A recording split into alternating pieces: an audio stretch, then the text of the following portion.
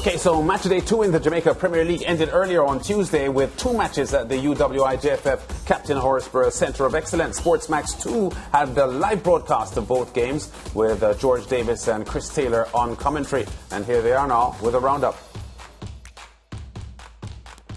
Match week 2 is history in the Jamaica Premier League, and it closed with a match between Vere United and Molynes United, a battle of teams from Clarendon and, of course, Kingston and St Andrew. Vere from Clarendon, CASAF represented by Molynes United. CASAF, of course, the Kingston and St Andrew Football Association. This game, Chris, it didn't have as much excitement as some we've seen already, and there was 1 goal in it. Yeah, just 1 goal coming from the penalty spot, but as I said, a lot of misplaced passes within the box. This was an early chance for Swaby. This was actually good defending by Molynes United on this occasion against the strong figure of Francois Swaby, the 33-year-old, and then look at this nifty footwork from him and earning the penalty. Yeah, and Swaby exaggerating the fall to ensure that referee Crystal Sobers saw that he was upended. And Javier Brown, who went through a lot of work, ran a lot for Vere United, as did every man in a white shirt, Chris, made no mistake from 12 yards. Yeah, and after they got the goal, you knew they would be putting 10 players behind the ball, and they certainly did that. Made it very difficult. This is the best of the chances for Molynes United and their 2-goal man, Nicholas Nelson, but just a little bit late. Pringle got forward, but that was really easy for Kadeem Davis, and it was a resolute defensive performance from Vere United. Yeah, and Kevin Graham, the man who played at started at left back for them, was a centre half. He used it as a centre half in Vere's first game, and as you said, after they went ahead, Kevin Graham was pulled in from his left back station to be a third centre half, and that gave Vere United added stability. Yeah, excellent stuff. It was really a top performance with defensive performance, which they have shown from last season. Well, let's hear what the coaches have to say, but before that, Ricardo Campbell, our man of the match. Thanks to your teammate, coach. We do some lot of work doing training in the first match. It wasn't a good one, so we come out to our game plan this one. Yeah, we took too long to believe. You know, the first half was very dismal of us. We improved the second half, but I mean, when they give Vere a goal, they're a team that once you give them a goal, it's very difficult to get back from them. Well, I want to say congrats to the team. They fought hard this game from the first game. First game was a bit flat-footed, but this game we went back, we learned our lesson, and we're trying to improve each game. So if the second game was bereft of excitement, that wasn't the case for the first encounter, especially the first half. Portmore United and Arnett Gardens clashed in the early game. And Chris, we got a really, really good first 45 minutes.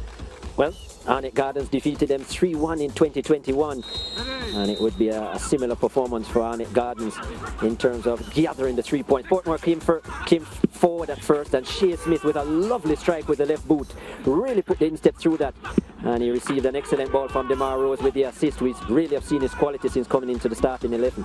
Yeah, DeMar Rose didn't play in the first game, but then Ronaldo Cephas was frightening the Portmore defenders all game with his pace and the change of pace, leaving going us. Look at how he just blew by the defender. Rodolph Austin, the veteran, came across to help, but the toe poke from Cephas enough, and that was 1-1. And then this one, Chris, this blockbuster from Kimani Arboin, who you were saying needed to brush up on his finishing. He polished it off nicely. Yeah, a thunderous strike, and the goalkeeper couldn't keep that one out. Excellent finish through the legs of 35-year-old or 36-year-old Rodolph Austin, and then the chance to go with it. 3 goals in the Premier League for that man. Excellent finish. And Portmore, they had one more opportunity. Smith with a shot to the far post. McFarlane should have done better though, George. Yeah, they missed their chances. Yeah, St. Lucian arriving at the back post, colliding with the post, but importantly, missing the ball. For me, from the game, I like the play of Ronaldo Cephas, but I also like the organisation in the Arnett Gardens midfield in the second half, Chris. I think they made it difficult for Portmore United, but for Portmore, not cohesive enough, and the coach, Leonard Teacher Hyde, admitted that he has some problems to face. And they were lacking that point man here. They certainly, when they started to make the changes, they just didn't have the same level of potency up front that Smith had showed them before.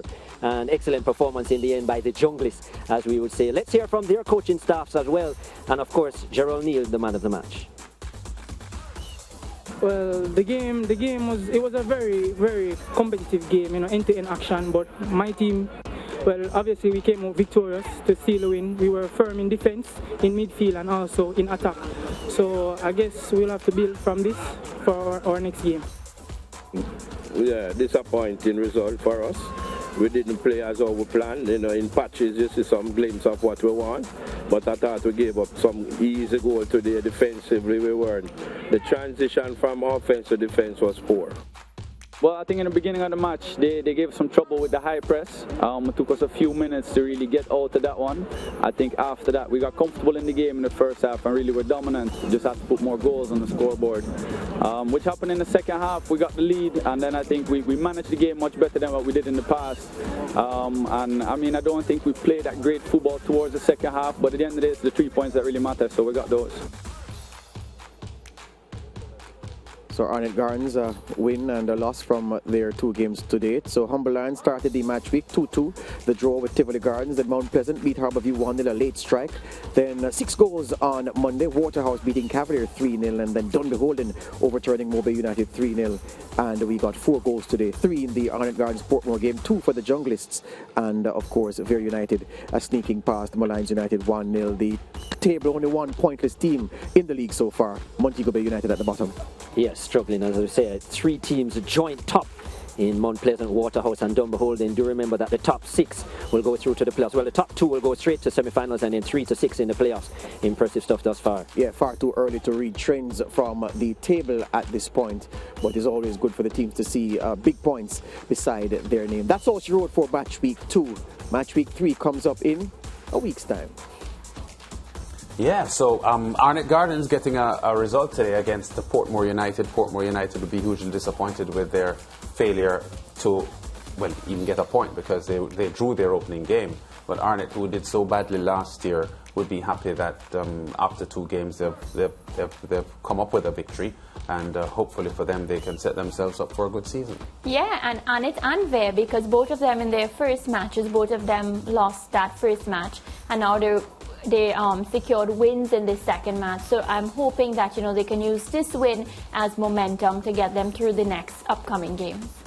Yeah, so the top of the table at the moment with Mount Pleasant, Waterhouse, Dunbeholden looking strong at the start of the season. As I said, Arnett Gardens, who finished 9th last year, very uncharacteristic for that Trenchtown-based team, immediately this year are in the top 4 after 2 games and looking to improve on the bad season they had last year. Arnett Gardens. We go to break and put the closing moments on the show after this.